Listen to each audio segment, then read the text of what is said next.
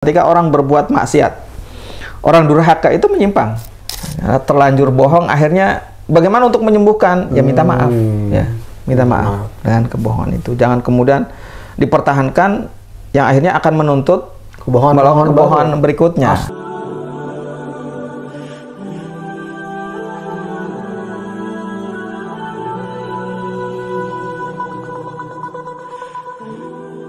Bismillahirrahmanirrahim. Assalamualaikum warahmatullahi wabarakatuh.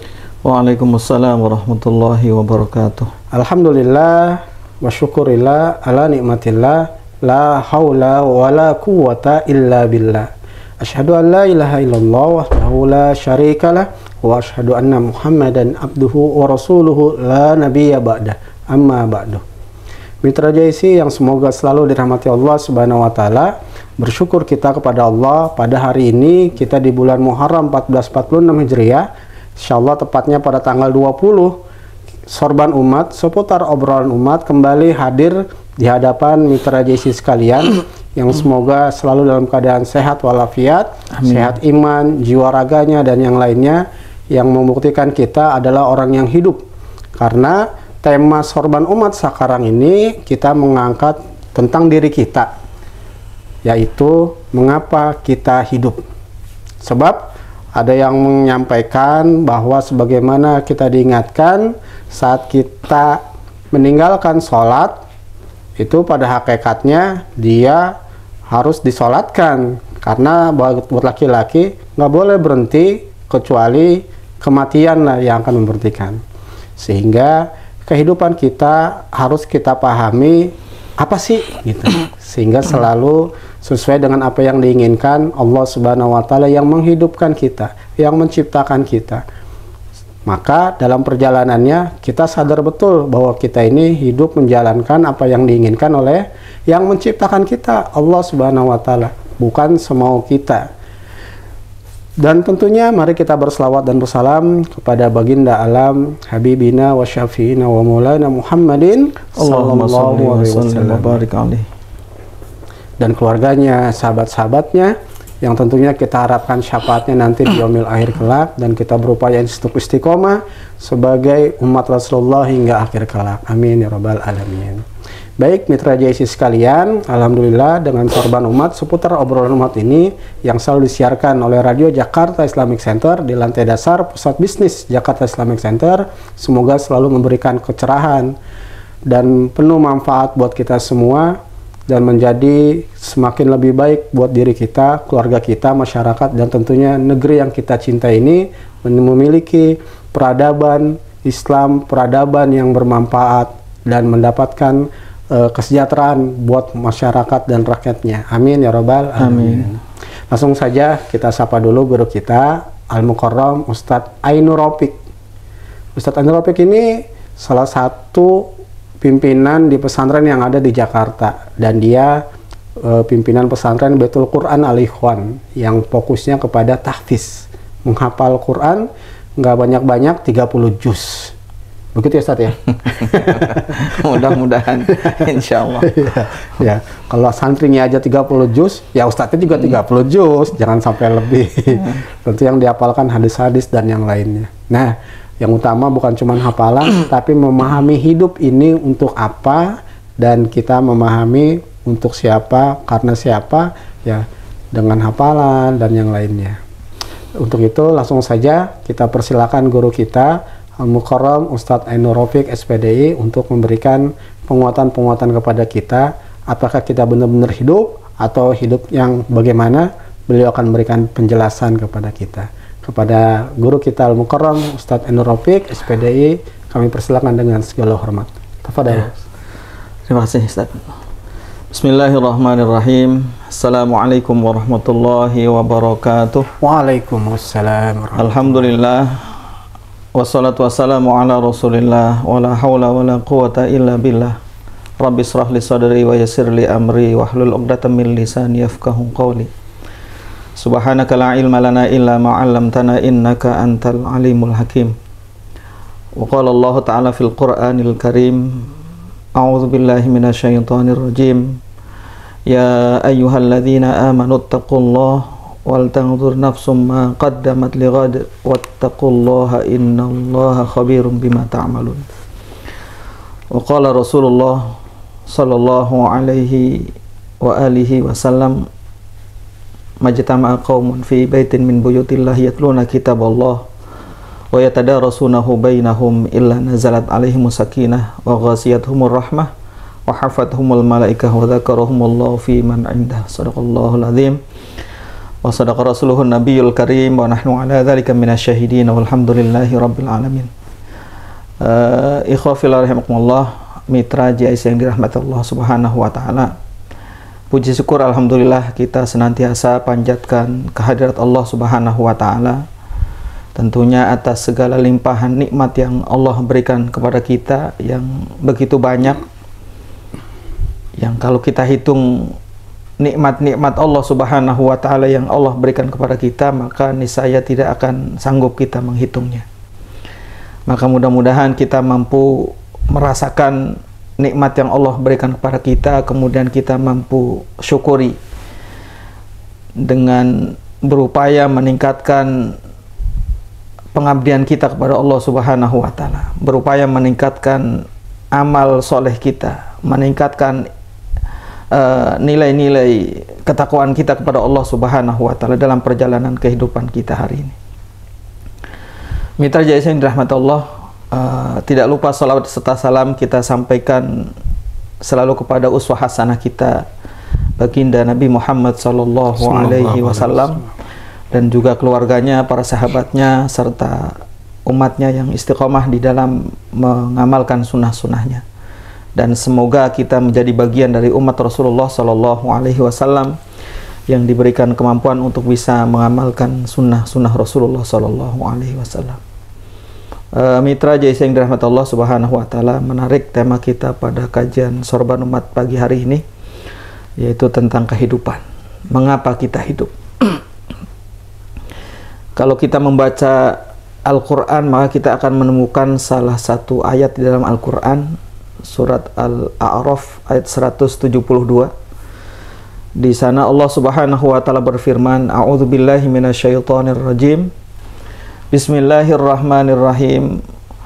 Wa idh akhadha rabbuka min bani adama min zuhurihim dzurriyyatahum wa ashhadahum ala anfusihim alastu bi rabbikum qalu bala syahidna an taqulu yaumal qiyamati inna kunna an hadza ghafilin. Allah Subhanahu wa taala menyampaikan di dalam ayat ini, wa idh akhadha rabbuka min bani adama min zuhurihim dzurriyyatahum wa ashhadahum ala anfusihim. Dan ingatlah ketika Allah Subhanahu wa taala mengambil persaksian dari seluruh anak keturunan Nabi Adam. Pada saat itu semua manusia Allah ambil persaksiannya di hadapan Allah Subhanahu wa taala dan juga di hadapan para malaikat-malaikat Allah Subhanahu wa taala, yang kemudian Allah Subhanahu wa taala mengatakan, alastu bi rabbikum, bukankah aku ini adalah Tuhan? Maka seluruh Bani Adam menjawab, bala syahidna. Qalu bala syahidna an taqulu yaumal qiyamati inna kunna an hadza ghafilin. Benar, engkau adalah Tuhan kami.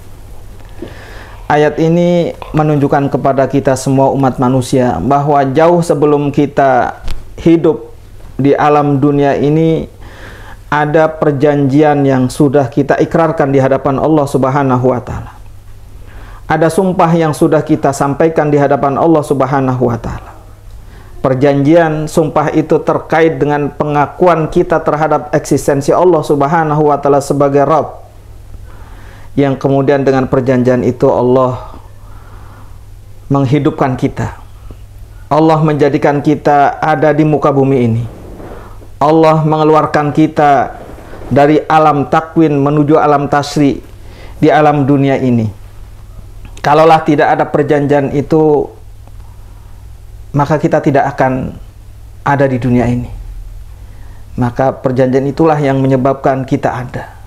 Maka kemudian bagaimana kehidupan yang harus kita jalani, ya, dalam kehidupan dunia ini tentunya tidak boleh keluar dan di luar dari perjanjian yang sudah kita ikrarkan di hadapan Allah Subhanahu wa taala, yaitu mengimani Allah, yaitu menyanggupi ya apa yang sudah menjadi sumpah kita di hadapan Allah, mengakui bahwa Allah adalah satu-satunya Rabb kita, Allah yang menciptakan kita, Allah yang memberikan rizki kepada kita, Allah yang memelihara kita, Allah yang mengatur kita, Allah yang memberikan hukum kepada kita, dan Allah yang memiliki kita. Kita bagian dari makhluk Allah Subhanahu wa taala. Manusia ini adalah kepunyaan Allah Subhanahu wa taala. Sehingga hakikatnya kehidupan yang hari ini sedang kita jalani adalah kehidupan atas kehendak Allah Subhanahu wa taala. Dan itulah yang mesti harus kita sadari dan kita yakini, agar kemudian dalam perjalanan kehidupan kita tidak lupa terhadap apa yang sudah kita persaksikan di hadapan Allah Subhanahu wa taala. Ada amanah yang mesti harus kita jalankan. Ada tanggung jawab yang mesti harus kita tunaikan dalam perjalanan kehidupan kita di dunia ini kepada Allah Subhanahu wa taala.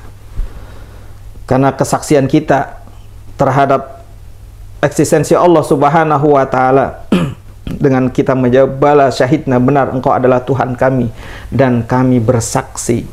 Artinya kita sudah menyerahkan seluruh kehidupan kita ini hanya kepada Allah Subhanahu wa taala. Kita sudah menyerahkan seluruh perjalanan hidup kita dari lahir sampai nanti kita pulang diperuntukkan hanya untuk Allah Subhanahu wa taala. Inna lillahi wa inna ilaihi raji'un.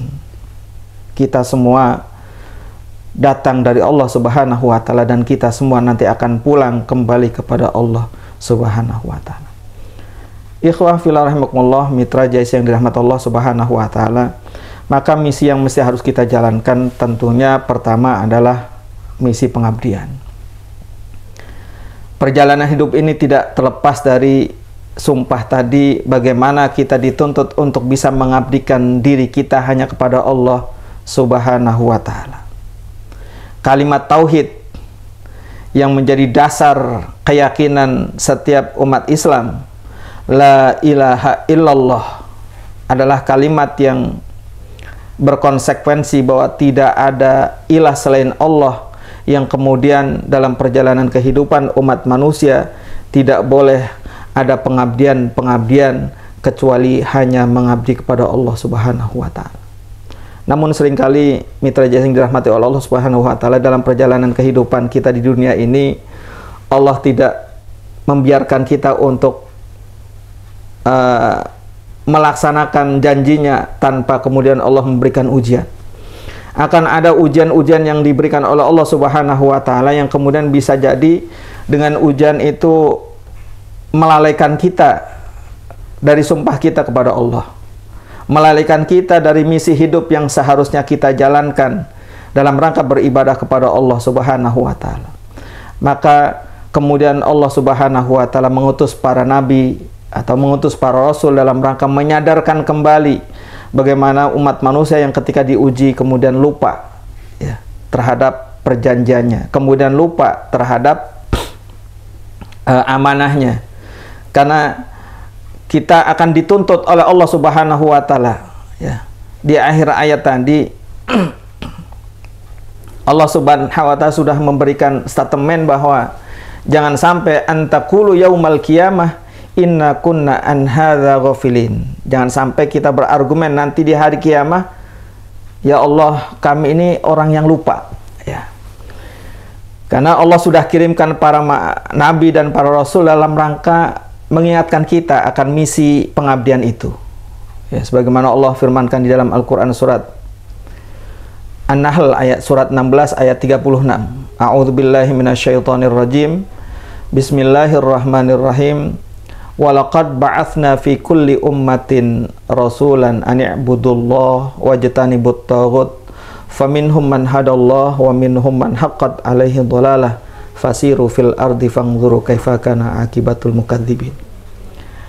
Dan sungguh kami telah mengutus para utusan, walaqad ba'atsna fi kulli ummatin rasulan, sungguh telah kami mengutus pada setiap umat rasulan seorang utusan yang mereka menyerukan kepada umat manusia ani'budullah, untuk beribadah hanya kepada Allah Subhanahu wa taala. Wajtanibut taghut, dan meninggalkan sesembahan-sesembahan selain Allah Subhanahu wa taala. Walaupun kemudian wa minhum man hadallah, ada sebagian manusia yang mendapatkan petunjuk dari Allah Subhanahu wa taala, mendapatkan hidayah dari Allah Subhanahu wa taala.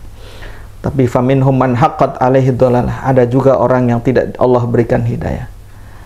Fasiru fil ardi fangzuru kaifa kana akibatul mukadzibin, maka berjalanlah kamu di muka bumi ini dan perhatikan bagaimana akibat dari orang-orang yang mendustakan rasul-rasul itu. Ikhwafil rahimakumullah, mitra jasing dirahmati Allah Subhanahu wa taala. Itu barangkali mukadimah penghantar kita dalam kajian kita Sorban Umat pada pagi hari ini terkait dengan mengapa kita hidup dan bagaimana kita harus menjalani kehidupan di dunia ini.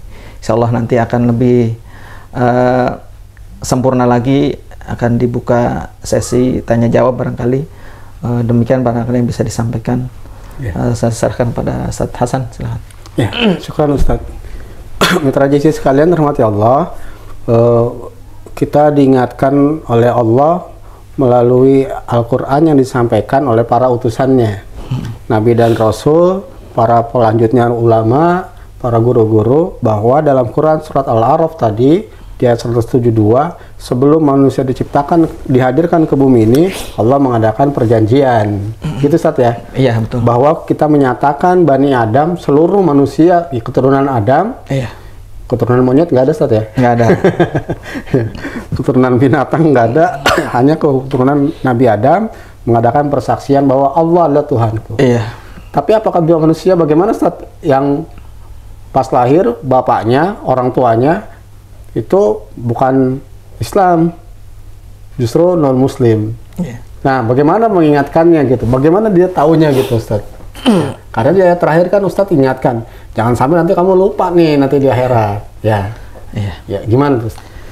Jadi ketika dikatakan Bani Adam, maka semua manusia, ya, tidak terlepas apakah dia kafir, apakah dia mukmin, apakah dia Muslim, Nasrani, Yahudi, ya, atau ateis sekalipun, semuanya sudah diberikan keadilan oleh Allah Subhanahu wa taala, ya, semuanya sudah diberikan perjanjian. Artinya, dan dengan perjanjian itu setiap manusia punya benih yang sama, yaitu yang disebut fitrah. Fitrah itu adalah bibit keimanan, bibit keyakinan, potensi-potensi untuk bisa mengimani eksistensi Allah Subhanahu wa taala, sebagaimana Rasulullah juga ingatkan di dalam hadisnya, kullu mauludin yuladu alal fitrah, bahwa setiap anak yang terlahir ke dunia ini dia lahir dalam keadaan fitrah, dalam keadaan suci, dalam keadaan dia sudah diberikan warna oleh Allah, sudah disibrah, sudah diberikan potensi oleh Allah Subhanahu wa taala. Yang disebut fitrah itu adalah potensi iman, ya. Maka potensi iman ini namanya potensi, ada yang kemudian tumbuh berkembang menjadi iman yang hakiki, ada yang kemudian tidak tumbuh dan tidak berkembang. Maka hadis Rasulullah sampaikan lanjutannya adalah walakin abawahu au yuhawidanihi au yunasiranihi au yumajisanihi. Jadi benih fitrah tadi akan bisa berubah, ya. Nanti ada pengaruh. Siapa pengaruh yang pertama? Abawahu, bapak-bapaknya. Bisa diartikan bapak secara nasab, orang tua, kakek, nenek, moyangnya, yang barangkali ketika agamanya bukan Muslim, agamanya bukan Islam, maka akan mengikuti, karena itu punya pengaruh besar. Tapi tetap fitrah si anak itu nggak hilang, ya, nggak akan hilang fitrah. Atau sekalipun orang yang nggak punya agama, ya, orang ateis misalkan, nggak punya keyakinan, maka tetap, ya, di dalam dirinya diberikan fitrah, dan kemudian tadi peranan orang tua itu cukup punya pengaruh secara nasab, ya. Atau juga bisa dimaknai abawahu itu peranan lingkungan, lingkungan pendidikan di mana dia belajar, Ya, makanya hati-hati dalam memilih tempat pendidikan. Jangan asal ini pendidikan berkualitas. Kita tidak melihat siapa yang punya sekolahan itu. Apakah orientasinya sama dengan kita ya untuk menyelamatkan anak-anak kita atau bagaimana. Nah, ini yang seringkali juga luput, yang akan kemudian punya pengaruh besar terhadap bagaimana perkembangan fitrah itu tidak berkembang sesuai dengan yang semestinya, sehingga tumbuhan yang mestinya, bibit yang mestinya harus tumbuh menjadi pohon, karena pengaruh dari lingkungan pendidikan tadi ya, maka akan tidak berkembang. Atau lebih perluas lagi ya, lingkungan masyarakat, bahkan bangsa dan negara ini punya pengaruh besar bagaimana ini berpengaruh terhadap proses pertumbuhan benih keimanan tadi, benih fitrah. Maka kalau ada bagaimana orang tuanya yang ya bisa jadi pengaruhnya itu karena orang tuanya. Tapi yang namanya fitrah itu nggak akan hilang. Nggak akan hilang. Fitrah itu akan ada sampai ajal tiba. Dan kita akan bisa membuktikan betapa kecenderungan terhadap mengakui eksistensi Allah sebagai ilah itu selalu akan muncul. Kita sering melihat ada orang yang sama sekali mungkin nggak pernah ingat Allah dalam kehidupannya, tapi begitu diuji oleh Allah dengan ujian yang dirasa cukup berat, misalkan kehilangan nyawa anaknya atau kebakaran hartanya, maka kadang-kadang refleks ya, akan menyebut Allah ya, meminta tolong kepada Allah Subhanahu wa ta'ala. Bahkan saya pernah melihat di YouTube itu ada gereja kebakaran. Ini jamaahnya nyebutnya kalimat tauhid ya. Ini kan bisa jadi kalimat yang muncul dari hati yang paling mendalam karena dorongan fitrah. Atau yang lebih dahsyat lagi, bagaimana Fir'aun di akhir hayatnya fitrahnya itu muncul dengan spontan ketika Allah tenggelamkan dengan mengatakan amantu bi Rabbi Musa wa Harun, saya beriman kepada Tuhannya Musa dan Tuhannya. Nyaris hampir mau mengucapkan kalimat la ilaha illallah ya. Tapi kemudian malaikat Jibril nggak rela ya, kemudian disumpal mulutnya dengan pasir sehingga tidak bisa menyebut itu, karena konsekuensi dari kalimat itu luar biasa. Jadi mangqala akhiru kalamihi la ilaha illallah dakhalal jannah ya. Jadi tadi bisa jadi kalau ketika pengaruh orang tuanya ya, itu yang akan menjadi penutup fitrahnya. Tapi ingat bahwa semua itu adalah atas kehendak Allah Subhanahu wa ta'ala. Bisa jadi orang yang hidup dalam lingkungan yang tidak potensi untuk mengembangkan fitrah, tapi karena ada peranan Allah Subhanahu wa ta'ala yang maha segala-galanya, maka bisa jadi Allah tetap menjaga fitrahnya normal, tumbuh berkembang menjadi iman yang hakiki ya. Seperti Nabi Ibrahim, bagaimana Nabi Ibrahim dari kecil hidup di lingkungan yang tidak kondusif, tapi Allah menjaganya sampai tumbuh menjadi iman yang sempurna. Seperti itu. Ya, jelas mitra isi sekalian, meskipun orang tuanya agamanya apapun, tetap itu modal yang Allah berikan, fitrah itu, untuk selalu cenderung kepada kebenaran. Betul. Sesuai dengan yang menciptakan. Karena kita diciptakan Allah, maka harus sesuai dengan keinginan Allah ya. Sebagaimana kita kenapa mengabdi patuh kepada orang tua kita, karena orang tua kita yang mendidik kita, melahirkan, membesarkan dan seterusnya ya, ngasih jajan dan maka kita patuh kepada orang tua kita ya, itu menjadi prioritas, apalagi kepada Allah gitu Ustaz ya. Betul ya. Tapi gini juga Ustaz, ada juga yang lahir non muslim orang tuanya, tapi Allah berikan hidayah tadi dengan izin Allah dengan fitrahnya itu. Tapi ada juga yang saat lahir kedua orang tuanya muslimah, tapi rupanya pelaksanaan kehidupannya, tumbuh kembangnya malah jauh daripada apa yang diinginkan Allah sebagai seorang muslim. Bisa nggak itu terjadi Ustaz? Ya bisa saja, karena semua itu kan tidak terlepas dari kehendak Allah Subhanahu wa ta'ala. Hidayah itu hak Allah untuk memberikan kepada siapa yang dikehendaki ya, sehingga nggak bisa dipaksakan, nggak bisa maksa-maksa ya. Hidayah itu Allah Subhanahu wa ta'ala. Maka ada indikator bagaimana Allah memberikan hidayah sebetulnya.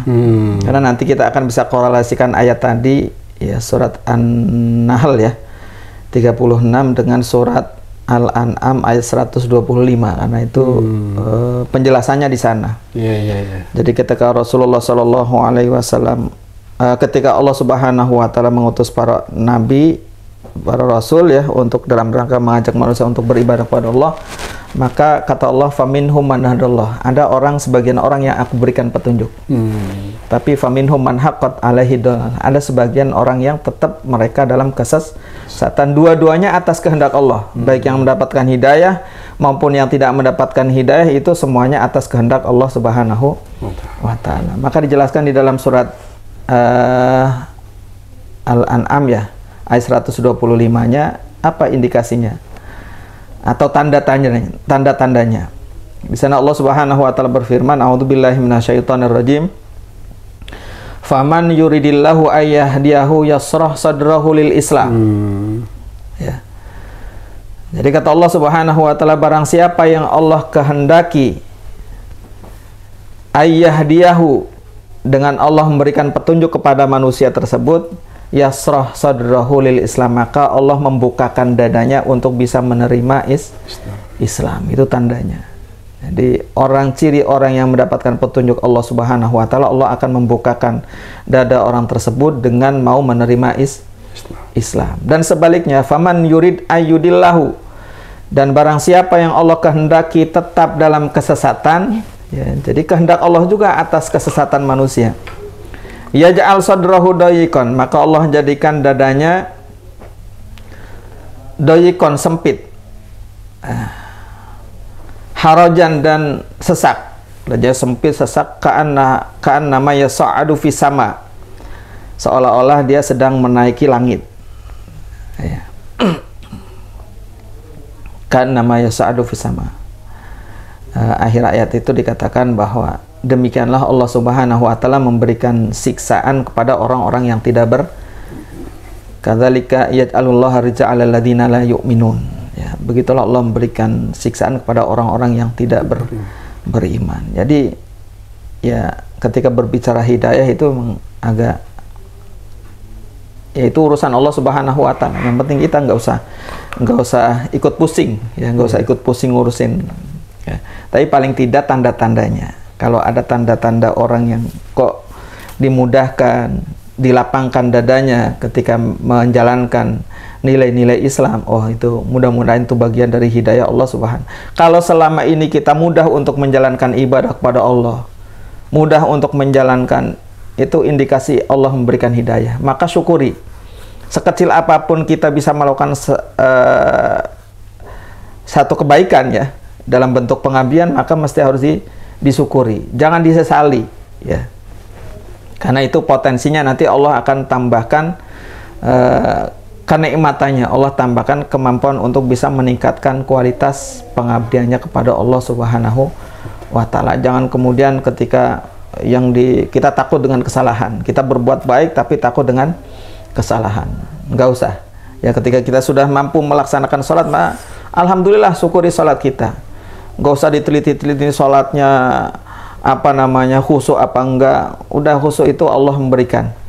Yang penting syukuri dulu. Ketika Allah berkehendak kita bisa menjalankan sholat, ya syukuri. Maka insya Allah nanti akan ada peningkatan. Karena janjinya jelas. Ya. Wa ita'adzana rabbukum la in syakartum la azidannakum wa la in kafartum inna azabi lasadid. Jadi potensi orang yang melakukan kebaikan sekecil apapun dan kemudian disyukuri, maka Allah akan berikan kenikmatan yang lebih, artinya berikan kemampuan untuk bisa meningkatkan kualitas pengabdiannya kepada Allah Subhanahu wa Ta'ala. Demikian. Ya, alhamdulillah. Nah, mitra JC sekalian, sebagaimana tema kita, mengapa kita hidup, berarti kan jangan-jangan ada yang mati, Ustaz. Ya, gimana tuh, Ustaz? Sebab kan kita sering didengarkan juga, sholat itu merupakan amalan yang utama bagi seorang muslim. Sehingga dalam rukun Islam, setelah kita bersyahadat, yang kedua adalah mendirikan sholat. Ya. Nggak bisa berdiri karena sakit, duduk. Nggak sanggup duduk, baring. Iya. Berbaring juga misalnya karena sesuatu Akhirnya dengan kedipan. Ya, dengan syarat. Iya, dengan syarat. Nggak sanggup itu, berarti udah lewat. Udah disolatkan. Disolatkan. Betul. Ya. Kalau seorang muslim ya. Seorang muslim. Nah, akhirnya dia disolat, nggak sanggup sholat, maka disolatkan. Ya. Nah, sekarang ini kita lihat, Allah alam ya Ustaz ya, kalangan kita muslim yang harusnya menunaikan sholat, malah ada yang bahkan dengan sengaja. Ya. Saya ketemu kawan itu berapa, ya duluan aja Ustaz, duluan aja. Saya pikir duluan, nanti dia nyusul. Iya. Totalnya masih di situ sampai habis waktu, kayaknya juga menyadari, nggak usah sholat lah. Iya. Nah, kumaha, gimana tuh Ustaz? Jadi hidup yang dimaksud di dalam keyakinan kita sebagai seorang muslim itu hidup yang punya makna ya, hidup yang punya nilai. Karena apalah arti hidup ketika nggak ada nilainya? Maka itu sama saja seperti ya orang yang nggak hidup. Dan ya bisa aja ada orang yang sebetulnya secara jasad mah hidup, ya dia bisa bergerak, bisa ngomong, bicara segala macamnya. Tapi secara substansi sebetulnya dia mayit, ya sebetulnya ya mati nggak, karena nggak memberikan tanda-tanda kehidupan. Nggak ada tanda-tanda kehidupannya. Kayak zombie, Ustaz. Zombie kan hidup tuh, iya. Padahal mayat. Karena ada substansi yang sebetulnya telah Allah cabut, ya, sehingga apapun yang dia lakukan kemudian tidak, kedudukannya sudah tidak menjadi manusia lagi. Ya. Maka apa yang dia jalankan sebetulnya bukan aktivitas kehidupan, karena nggak memberikan nilai-nilai kebaikan. Dan ini Allah singgung sebetulnya dalam Al-Quran. Ya, ada orang-orang yang Allah hinakan, ya, hidup tapi kemudian ya seperti orang yang nggak hidup. Jadi dalam surat Al-A'raf itu, dalam surat Al-A'raf ayat 179, ya, Allah Subhanahu wa taala ingatkan kita, A'udzubillahi minasyaitonirrajim, wa laqad dzara'na li jahannama katsiran minal jinni wal ins lahum qulubun la yafqahuna biha wa lahum adhanun la yasma'una biha wa lahum a'yunun la yubsiruna biha ulaika kal an'am bal hum adall ulaika humul ghafilun. Jadi sungguh akan aku isi neraka jahanam, kata Allah Subhanahu wa taala, kebanyakan mereka dari golongan jin dan manusia. Siapa mereka? Lahum qulubun la yafqahuna biha wa lahum a'yunun la yubsiruna biha wa lahum adhanun la yasma'una biha ulaika kal an'am bal hum adall ulaika humul ghafilun. Jadi di dalam diri manusia itu ada 3 potensi yang luar biasa, yang ini bisa menjadi aktivitas kita menjadi bernilai, ya. Aktivitas ini menjadi hidup, ya. Dan 3 potensi itu adalah, potensi pertama adalah hati. Hati yang Allah berikan kepada manusia itu hati yang dengannya manusia akan mampu memahami ayat-ayat Allah Subhanahu wa taala. Yeah. Tapi dengan hatinya yang Allah sudah berikan, ternyata dia tidak gunakan untuk bisa memahami ayat-ayat Allah. Maka sebetulnya hati yang seperti itu tuh hati yang nggak berfungsi, yang harusnya fungsinya bisa memahami ayat Allah, tapi kemudian nggak bisa berfungsi. Maka hatinya mati, ya, hatinya mati. Kemudian Allah juga berikan potensi penglihatan, ya. Penglihatan bukan hanya kalimatnya menggunakan walahum a'yunun, mata, ya, tapi bukan hanya sebatas mata zahir saja, karena nanti akan ada konsekuensi. Orang yang matanya buta di dunia juga tetap dituntut untuk bisa melihat, ya, untuk bisa melihat ayat-ayat Allah Subhanahu wa taala dengan basirahnya, dengan perangkat nafsiyah, ya, dengan perangkat yang dengannya bisa melihat. Yang terakhir adalah dengan apa namanya, pendengaran. Pendengaran ini juga bukan hanya sebatas pendengaran kuping, ya, tapi pendengaran yang tidak terlepas dari orang yang kupingnya tuli, tetap ada konsekuensi, dia harus bisa mendengar ayat-ayat Allah Subhanahu wa taala. Sehingga ketika 3 potensi ini nggak berfungsi, ya sama saja seperti orang yang tidak hidup, ya. Seperti mayat yang bergentayangan karena kemudian misi hidupnya tidak dijalankan. Tujuan hidupnya untuk apa dan bagaimana harus seperti nggak dijalankan. Maka nggak ada bedanya dengan makhluk yang lain. Ya, sehingga ya Allah rendahkan sebegitu hina, ya. Kalau ada orang yang sudah diberikan kelebihan oleh Allah Subhanahu wa taala kemudian tidak mampu dimanfaatkan dengan sebaik-baiknya, karena manusia itu satu-satunya makhluk yang diberikan fadol, diberikan kelebihan, ya. Yang lain tidak, ya. Yang lain tidak. Satu-satunya makhluk yang sangat istimewa, dimuliakan oleh Allah Subhanahu wa taala. Bahkan Allah sudah memuliakan, walaqad karramna bani Adam, sungguh manusia itu sudah dimuliakan oleh Allah. Karena tadi manusia punya hal-hal yang tidak dimiliki oleh makhluk yang lain, dan karena itulah manusia ada konsekuensi, ya, ada tanggung jawab bagaimana dia menjalankan potensi-potensi tersebut untuk bisa melaksanakan amanah Allah Subhanahu wa taala, untuk bisa melaksanakan pengabdian hanya kepada Allah Subhanahu wa taala. Demikian, Pak. Ya, Masya Allah. Jadi saat kita menjalani kehidupan ini sesuai yang diinginkan Allah, dengan potensi yang Allah berikan yang utama tadi, sam'a, basar, fuadah, ya, hati, penglihatan dan pendengaran. Saat itu tidak digunakan sesuai dengan keinginan Allah, yang ada bukan disebut manusia tadi kata Ustaz, ya, bahkan lebih jadi binatang ternak, ya, bahkan lebih rendah. Aduh, ngeri itu Ustaz, ya. Ya, jadi eksistensinya di hadapan Allah mah binatang, ya. Karena memang binatang Allah ciptakan tidak ada punya potensi yang tadi itu, ya. Tadi Ustadz sampaikan memiliki kelebihan. Nah, bagaimana menyadarkan diri dan sekitar kita untuk lo tuh bukan binatang gitu, lo tuh manusia yang Allah muliakan, ya. Nah, bagaimana prosesnya Ustadz biar nggak juga tersinggung, ya? Kalau Allah kan jelas tuh, ya, kalau memang binatang ya begitu, gitu. Betul. Nah, gimana kita untuk mengingatkan diri maupun orang lain, Ustaz? Ya, sebetulnya Allah Subhanahu wa taala itu sudah paripurna, ya. Sudah memberikan sarana dalam rangka menyadarkan umat manusia agar tidak lalai, tidak lupa. Allah sudah memberikan semuanya. Jadi perangkat-perangkat manusia supaya sadar diri itu sudah Allah tumpahkan. Dengan contoh-contoh yang begitu nyata di hadapan kita, yang itu tidak bisa kita bisa mengelak, ya. Mestinya harus sadar, mestinya harus tidak lalai, ya. Tapi sebegitu banyak perangkat-perangkat yang dijadikan oleh Allah Subhanahu wa taala untuk menyadarkan kita, ya. Seringkali itu tidak kita tangkap dengan sebaik-baiknya, dengan potensi tadi, hati, pendengaran, penglihatan.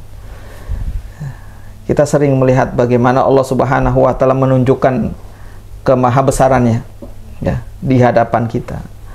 Tapi cara berpikir kita dalam menangkap ayat-ayat Allah itu tidak sampai menumbuhkan kesadaran terhadap atau menumbuhkan iman, tidak sampai menumbuhkan kesadaran yang kemudian dia harus selalu berzikir, mengingat dan mengabdi hanya kepada Allah Subhanahu wa taala.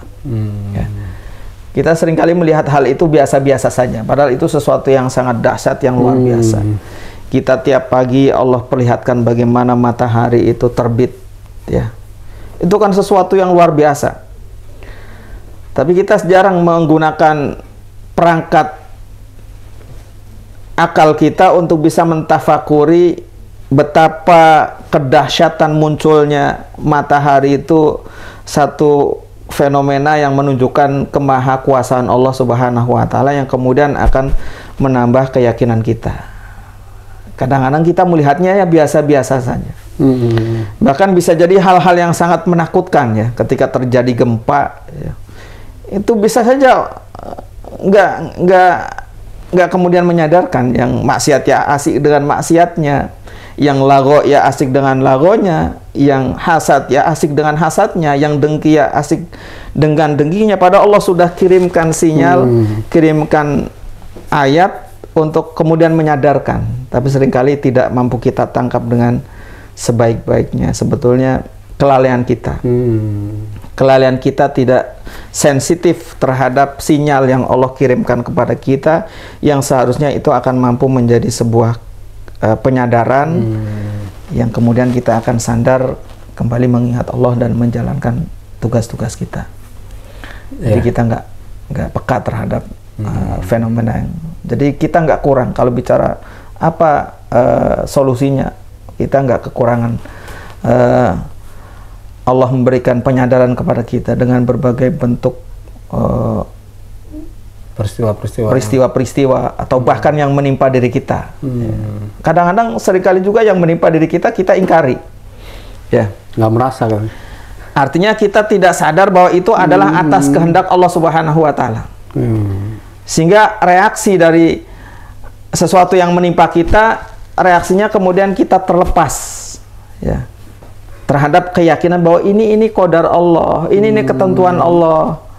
Yang kalau kita tidak cepat sadar terhadap itu, maka bisa saja ketika yang menimpa itu sesuatu yang membuat kita jengkel, maka kita nggak kelar-kelar jengkel kita. Ya, ketika ada orang misalkan berbuat tidak baik kepada kita, ya, kemudian kita lepas, ya, tidak teringat oleh bahwa ini adalah bagian dari qadar Allah, maka kita akan kesal terus. Ketemu sesuatu yang tidak menyenangkan, kesal. Ketemu sesuatu, bahkan ketemu sesuatu yang remeh-temeh, kemudian menjadi keselnya berlebihan. Contohnya Mas? Banyak dalam kehidupan kita kan. Ya. Kita misalkan jalan ketemu teman, ya, teman kita nggak nyapa, kita langsung, wah ini teman kita ini udah sombongnya luar biasa nih karena sudah, ya. Kemudian kalau kita mau memperturutkan hawa nafsu itu, nanti akan ada tuntutan-tuntutan hawahu yang nambah-nambahin tuh kesalnya. Apalagi misalkan ditegur dengan kata-kata yang, ya, kalau kita bawa sesuatu yang menimpa kita itu semuanya sudah dikadarkan oleh Allah. Ada dalam Al-Quran surat Al-Hadid itu kalau nggak salah, a'udzubillahi minasyaitonirrajim, ma asaba min musibatin fil ardi wala fi anfusikum illa fi kitabim min qabli an nabra'aha inna dzalika 'alallahi yasir. Ya, tidak ada sesuatu yang menimpa yang terjadi di muka bumi ini dan termasuk yang menimpa kita manusia kecuali itu sudah tertulis, ya,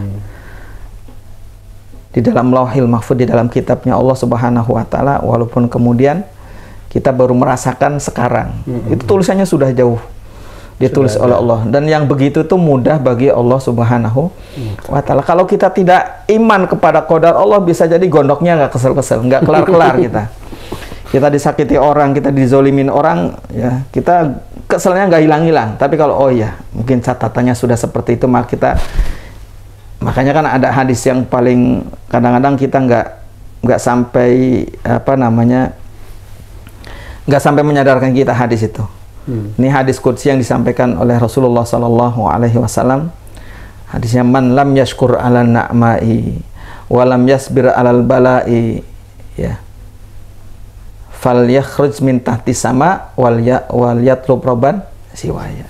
Rasulullah, barang siapa yang tidak bersyukur atas nikmatku, walam yasbir alal balai, dan tidak sabar atas apa yang menimpanya, atas ujian-ujiannya, maka kata Allah, fal yakhruj min tahti sama. Kalau kamu tidak bersyukur dikasih nikmat, tidak sabar dikasih ujian, dikasih bala, ya, maka silahkan kamu keluar dari kolong langitku.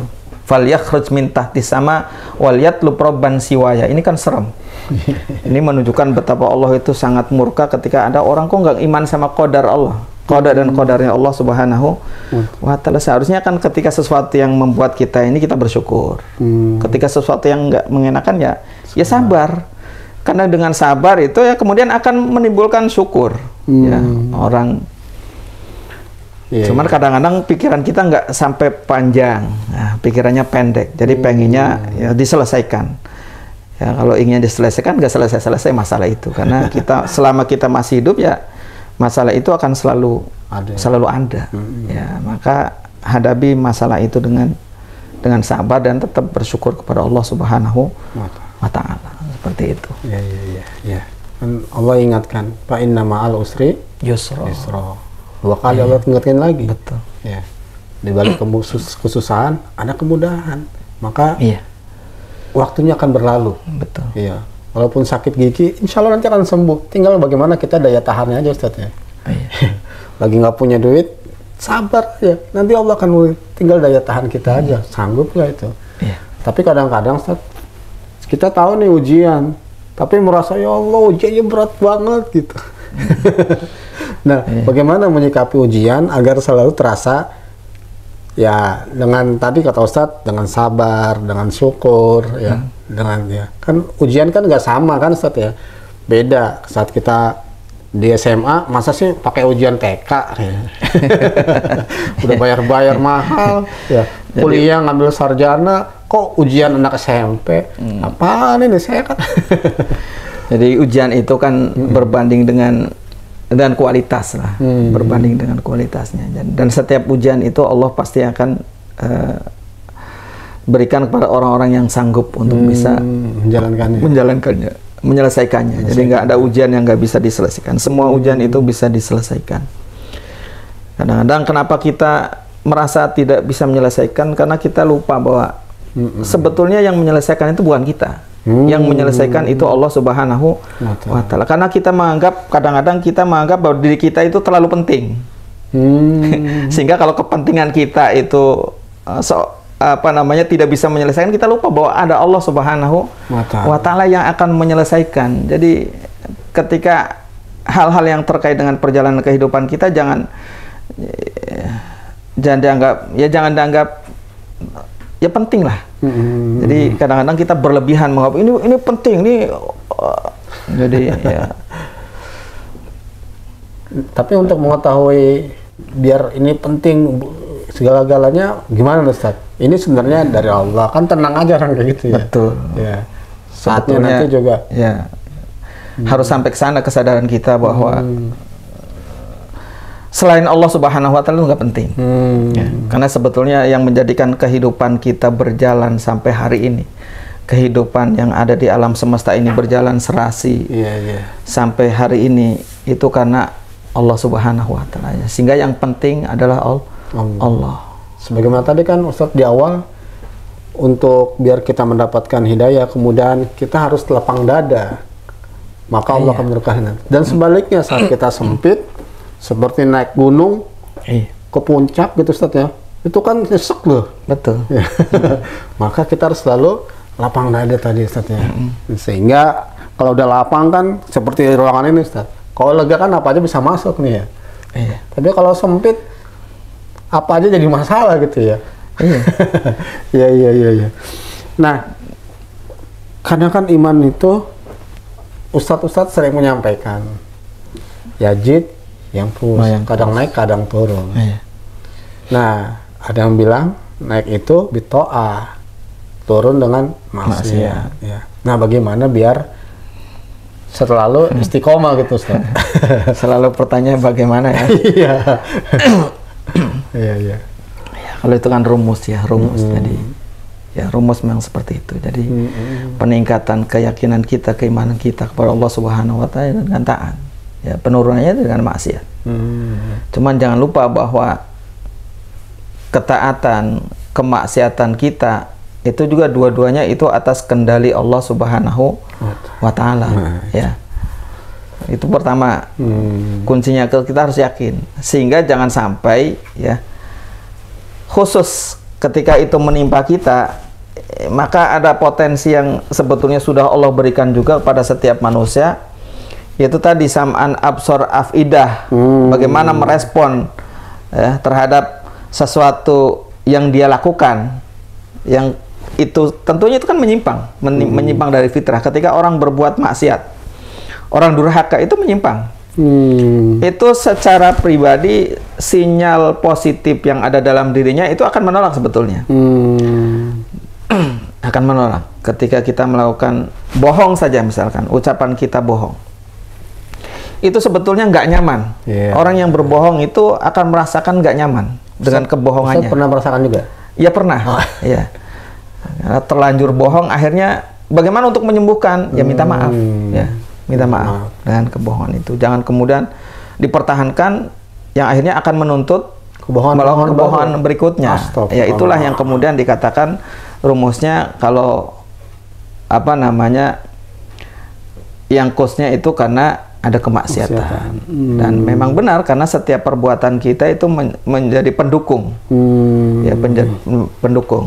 Perbuatan baik akan mendukung perilaku berikutnya, perbuatan buruk pun akan mendukung bagaimana dia akan menuntut keburukan. Makanya ada sensor yang mesti harus kita peka ya. Bagaimana ketika kita tadi misalkan dalam perilaku kita, ucapan kita, apakah ada yang sehingga harus muhasabah diri. Muhasabah, introspeksi. Muhasabah diri, kuncinya muhasabah diri.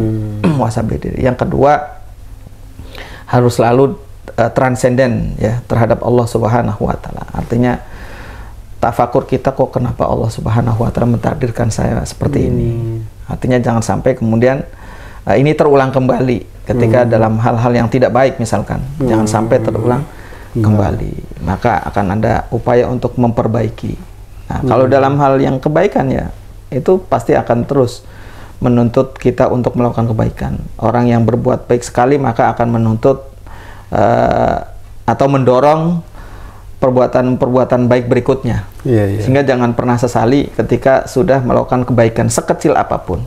Jangan pernah sesali. Kita bisa sholat, syukuri kita sudah bisa sholat. Kita bisa ruku, sujud, syukuri. Ya, kita bisa baca Quran, syukuri. Jadi semuanya serba disyukuri lah. Kita bisa hadir di sini kan, obrolan kita nih obrolan yang manfaatnya. Syukuri ya, karena belum tentu kalau Allah nggak mentakdirkan kita duduk di sini, obrolan kita bisa jadi obrolan yang tidak ada manfaat. Tidak ada manfaatnya. Ya. Karena setiap kejadian itu sudah Allah tetapkan. Dan kalau kita sadar, oh ternyata kita muhasabah diri, ketetapannya dari bangun tidur sampai detik ini, oh kita lihat, subhanallah, nggak ada yang tidak baik misalkan. Tapi kalau kita introspeksi dari pagi kok subuh kesiangan, tidak tilawah Quran misalkan. Subuh kok kesiangan? Pagi-pagi sudah suuzon sama orang lain. Itu kan negatif semua ya. Itu harusnya sadar ya. Harusnya sadar. Tapi kalau sudah bangun subuh, dibangunkan oleh Allah, bisa sholat jamaah, habis subuh bisa zikir, menikmati zikir. Sudah selesai zikir, dilalah ya, kita bisa baca Quran, dengan bisa menikmati kita baca Quran. Pagi-pagi sudah husnuzon sama makhluk Allah ya. Jadi luar biasa pagi-pagi. Salah satu amalan yang sering kali kita lupa, bahwa ada amalan yang luar biasa sebetulnya. Disampaikan Rasulullah SAW itu berprasangka baik. Ya, jadi kalau bangun tidur berprasangka baik itu luar biasa pahalanya. Apalagi sampai berbuat baik, baru berprasangka baik itu sudah luar biasa. Apalagi bangun tidur ya, kemudian berbuat baik, ngasih sedekah, nolong orang, membuat orang lain senang, itu luar biasa pahalanya.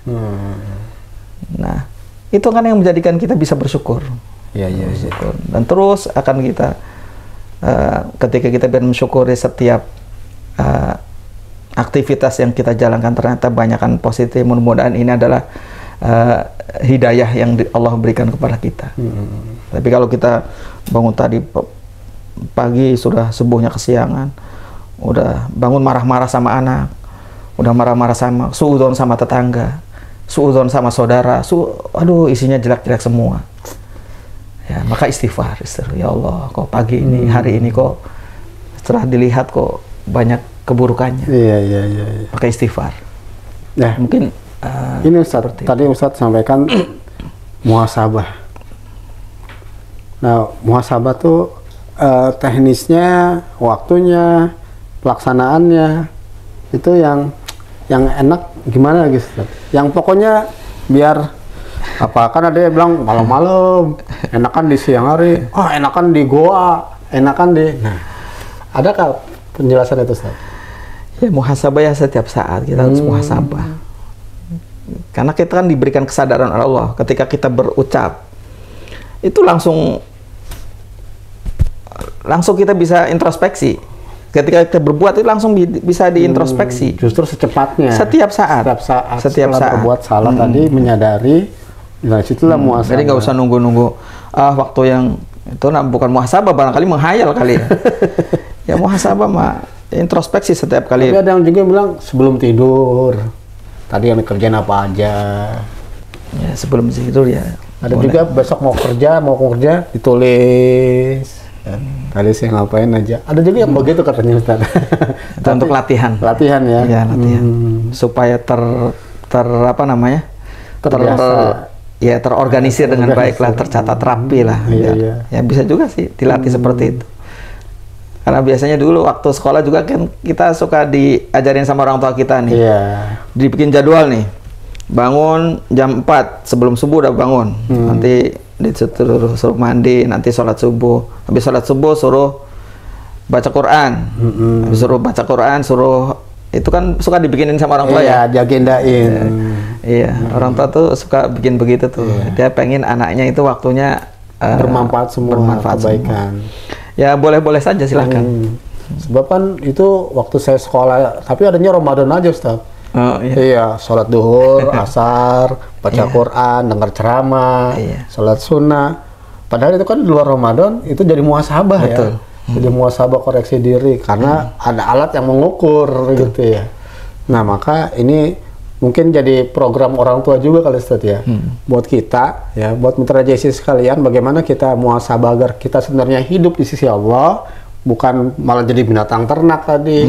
Ya, padahal di sisi Allah kita ya tidak baik, maka kita salah satunya langkah bikin begitu Ustaz ya. Bisa ya. Nanti yang kalau udah diisi semua kasih ke orang tua atau kita Ustaz mohon doain biar istiqomah. Berarti kan harus ada yang monitor gitu Ustaz, ada yang mengawal. Siapa itu Ustaz? Ya mungkin barangkali catatan itu salah satu doa. Ketika kita mencatat kebaikan itu mudah-mudahan itu doa. Menjadi doa. Yang dengan itu Allah mengabulkan, dikabulkan kita di apa namanya? Karena kebaikan itu kan diawali dengan niat ya. Innamal a'malu binniyah wa innamal likulli imri'in ma nawa. Biasanya itu terlaksana karena memang ya sudah diniati. Nah kalau sudah tercatat itu kan sudah niatin benar ya. Iya. Gak mungkin asal nyatat nggak diniatin benar. Kalau sudah mencatat berarti sudah diniatkan benar. Jadi niat untuk melakukan kebaikan. Jadi bisa dengan gitu Ustaz ya? Ya boleh-boleh saja. Gitu ya? Ya boleh-boleh saja. Yang penting jangan ditetapkan ini hukumnya wajib. Enggak. Kalau ada juga kan orang untuk mengingatkan dengan apa? Dengan tasbih. Jadi kemana-mana ingat. Kalau si seorang petinju itu ada petinju internasional Ustaz, dia selalu bawa korek. Saat dia berbuat dosa dibakar tangannya, biar jangan sampai nanti lu nih di neraka. Sehingga dengan begitu dia selalu diingatkan. Ya itu teknis lah Ustaz ya, cara ya gimana terserah kita, yang penting itu muhasabah ya sesuai dengan kualitas keyakinannya. Ada orang yang nggak perlu pakai seperti itu karena kualitas keyakinannya sudah. Ya, saya teringat dengan apa namanya sifat-sifat Umar, sifat-sifat Umar bin Khattab radhiyallahu an. Di dalam kitab Nasail itu ada dalam hadis qudsi ya, hadis qudsi. Jadi bukan hadis qudsi. Jadi riwayat yang mengatakan bahwa Rasulullah Shallallahu Alaihi Wasallam itu pernah bertanya kepada malaikat Jibril. Pertanyaan adalah, tolong sifati Umar. Umar itu kayak apa sih orangnya? Dan malaikat Jibril itu menyifati Umar itu sempurna, paripurna lah. Masya Allah. Karena disifati dengan kalaulah yang itu populer tuh, kalaulah air laut dijadikan tinta dan seluruh batang pohon yang ada di dunia ini dijadikan pena, maka itu tidak cukup untuk mencatat kebaikan Umar. Masya Allah. Kan luar biasa ya. Kemudian Rasulullah nanya lagi, bagaimana dengan Abu Bakar? Ya. Dan malaikat jawabnya, ini cukup dahsyat sekali, luar biasa. Kebaikan Umar ya, yang sebegitu dahsyatnya itu satu kebaikan dari Abu Bakar. Masya Allah. Ya, jadi Umar yang dahsyat aja dibandingkan dengan Abu Bakar itu satu kebaikan Abu Bakar. Satu kebaikan Abu Bakar itu setara dengan kebaikan kebanyakan Umar. semua Umar. Dan ternyata Rasulullah SAW itu pernah menjumpai dua-duanya di masjid. Karena ada ini kan karakternya beda sekali ya. Kalau Umar kan orangnya keras, tegas, ngomongnya kenceng, jalan aja suaranya sampai menggetarkan apa namanya tanah, sampai jin itu sudah ketakutan dengan mendengar apa telah gerakan Umar ya. Ketika dua-duanya sedang di masjid itu kan perilakunya ya beda. Kata Rasulullah kalau Umar itu kalau zikir kencang-kencang. Ya. Ditanya sama Rasulullah, kenapa engkau zikirnya kencang? Allah alam ini benar apa enggak ya? Tapi saya pernah dengar itu. Umar jawabnya sekenanya. Ya, saya kalau nggak kencang saya ngantuk. Jadi kan jawabannya kurang mendasar, Allah alam ya. Iya. Jadi kencang. Nah, sebaliknya Abu Bakar itu santai.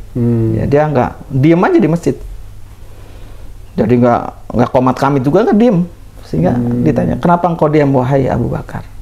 Dan jawaban Abu Bakar, Allah adalah zat yang maha mengetahui apa yang ada di dalam hati saya. Jadi kan jawabannya cukup transenden. Betul. Artinya walaupun lisannya nggak zikir itu selalu ingat kepada Allah. Iya. Nah, ini kan kualitas. Jadi bisa jadi tadi kalau dikaitkan dengan ada orang yang suka, ya boleh jadi itu tasbih itu mengingatkan supaya. Tapi substansinya sebetulnya bukan itu, karena nanti kalau kita lihat redaksi zikir itu dalam Al-Quran surat Ali Imran ya, ayat 120 ya. Inna fi khalqis samawati wal ardi wa ikhtilafil laili wan nahari la ayatin liulil albab alladzina yadhkurunallaha qiyaman wa qu'udan wa ala junubihim wa yatafakkaruna fi khalqis samawati wal ard rabbana ma khalaqta hadza batila subhanaka faqina adzabannar. Itu kan zikir dasarnya maknanya bukan zikir bilisan dengan baca zikir itu, tapi zikir dengan mengingat. Jadi ketika mengingat kan bisa jadi ya lisan kita nggak komat kamit, tapi hati kita selalu mengingat Allah dan mengingat dalam kondisi apapun, qiyaman wa qu'udan wa ala junubihim. Dan itu kan bisa ya, bisa seperti itu. Tapi barangkali ada orang yang mungkin sulit ya, kalau tanpa lisannya ngucapin dengan kalimat la ilaha illallah, la ilaha, sulit untuk connect ya silahkan. Karena melafadzkan itu juga diperintahkan ya, berzikir itu diperintahkan untuk diucapkan secara jahar, artinya kedengaran. Tapi bukan kemudian ketika dia diam saja tidak dikatakan berzikir, karena tadi contohnya Abu Bakar itu diamnya zikir. Diamnya zikir karena selalu terikat hatinya dengan Allah Subhanahu wa taala. Ya, baik mitra JC sekalian, ini bagian daripada aktivitas harian kita, Ustaz ya. Muhasabah sekalian untuk mendekatkan kita ya. Dalam Quran surat Al Imran ayat 190 dan 191 sebagai penutup untuk pertemuan kita di kesempatan Jumat yang penuh berkah ini di 20 Muharram 1446 Hijriah. Semoga kita mitra JIC, saudara-saudara kita, bahwa kita ini hidup dengan sebenarnya, dimana hidup yang selalu transenden, selalu terhubung kepada Allah Subhanahu wa Ta'ala, dan saat dia menyadari akan kekurangannya, kesalahannya, segera untuk bertaubat dan mohon ampun, dan selalu dengan dilakukan muhasabah. Nggak usah nunggu waktu tertentu, nggak usah nunggu pas Ramadan, tapi di setiap waktu selalu zikrullah, semua kondisi, berdiri, duduk, dan berbaring, walaupun kelihatannya kosong, padahal sedang zikir hatinya, selalu terhubung. Masya Allah ya. Dan semoga ini menjadi aktivitas harian kita. Sebagaimana kita bangun tidur kan Ustaz ya.